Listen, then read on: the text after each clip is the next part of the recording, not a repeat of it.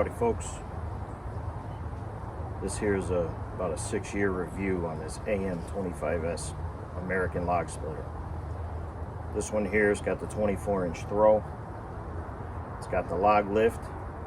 I also have a 4-way slide-on splitter wedge that goes on here. It's sitting on the log right over there. I don't know if you can see it. I have to take it on and off manually, which is fine. I'm doing some pretty gnarly wood here. That's usually what we end up with. We don't end up with smooth rounds most of the time, once in a while, but we take the tough stuff. But this here splitter has been great. It's got the Honda GX240. I do have to take the carb apart and give it a little cleaning. Unfortunately, my mom got sick a couple of years ago, and the splitter sat a little bit too long outside. So one of the little air passages got a little blocked up, but it runs fine right now. I'll take care of that maybe in the spring or something like that. But even for what I'm doing, most of this wood, this thing idles through anyway. I don't really need a super high RPM.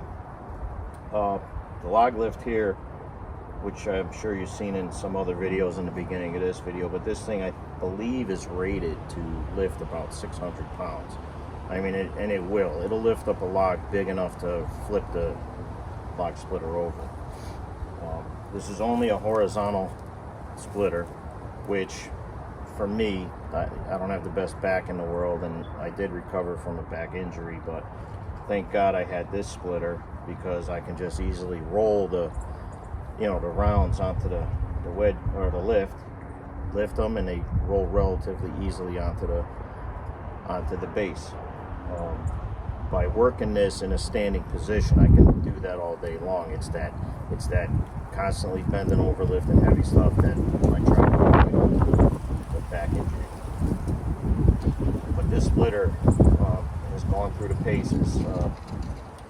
My cousin turned me onto this splitter. My redneck cousin Al. He bought one, I don't know, he had it a year or two before I bought this one, and I liked it so much that I went and purchased the same one he got. And then a friend of mine, Marcus, he went and bought one with a 36-inch throw because he's got an outdoor wood furnace, and he likes it. I have no complaints. To me, this splitter is very well built, but very simple. But all the steel, the I-beam, the bolts, you can see the hardware is huge. Very, very simplistic. I like simplistic. Being a C+ student. But this machine has gone through some gnarly wood. Gnarly. And of course there's occasions where it may not push it all the way through, but you got to take a sledgehammer, knock it back off, and work the wood a little bit differently. But for the most part, this thing just keeps going. Very, very good, very nice splitter. I can't say nothing bad about it.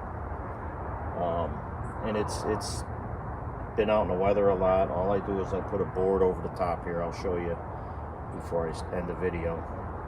That's really all you need to do is keep the rain and snow from directly hitting any engine. You could keep your mowers, anything out. Just put a board over top. Just deflect that heavy rain. That's fine. Never had any problem with mice getting in there, although my cousin said he had one get into the pull cord shroud, but he just cleans them out and gets them out of there. But what a great splitter. Great splitter. I removed the hitch, the bar that goes to the hitch of the truck, so nobody can steal it. Plus we cable lock it and everything. But I butt the trailer up to the front here, and then it makes it easier. We just toss the wood in the trailer instead of leaving a pile on the ground. Picking up the wood all the time is a pain in the butt. So what we do is we fill the trailer. Once the trailer is full, I'll back this right up to the spot where we're gonna stack it. And I'll raise the front of the trailer, and we'll do that in another video.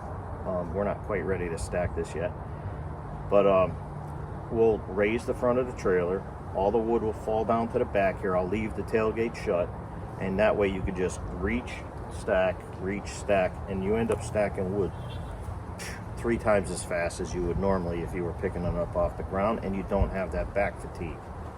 And it's probably half the reason why I'm a little chubby, but great splitter.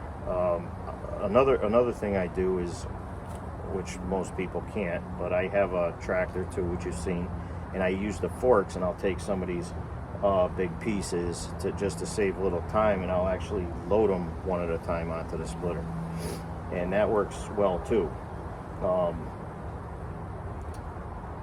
But the log lift does it perfect. The other thing I like about this log lift is when you have smaller rounds, you can raise this up halfway and just stack a whole bunch of logs on there, and that way you got about 10 or 15 minutes of splitting.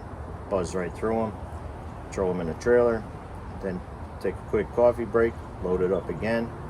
Now I do have some long rounds that aren't cut up yet, some nice limbs.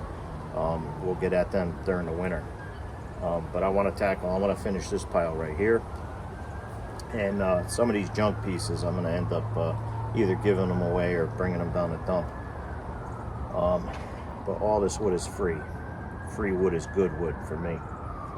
I never paid for wood all these years. My father burned wood. We've been burning wood 50 years or more, maybe 60.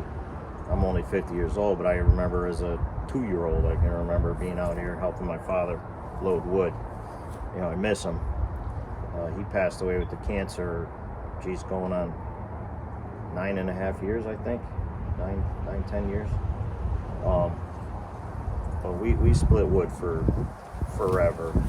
We used to come out here as kids and split with wedge and sledge, axes.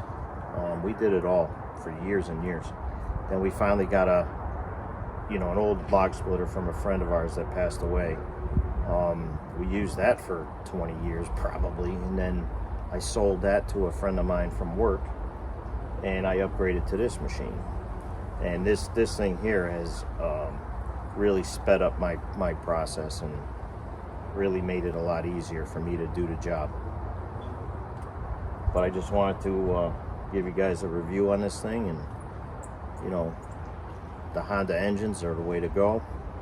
I wish us Americans can make an engine that good, but I upgrade all my equipment with Hondas whenever I get the chance.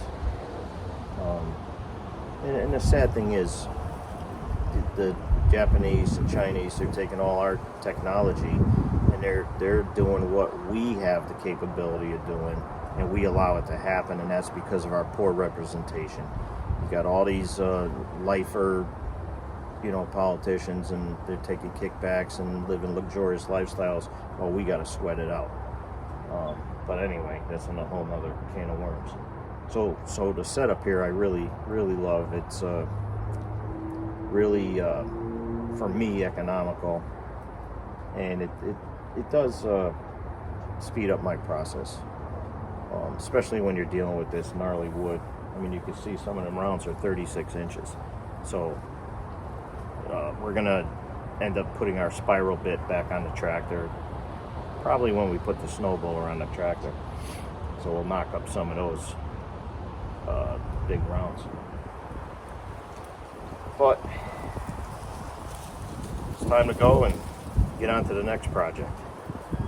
Thanks for watching. Like and subscribe.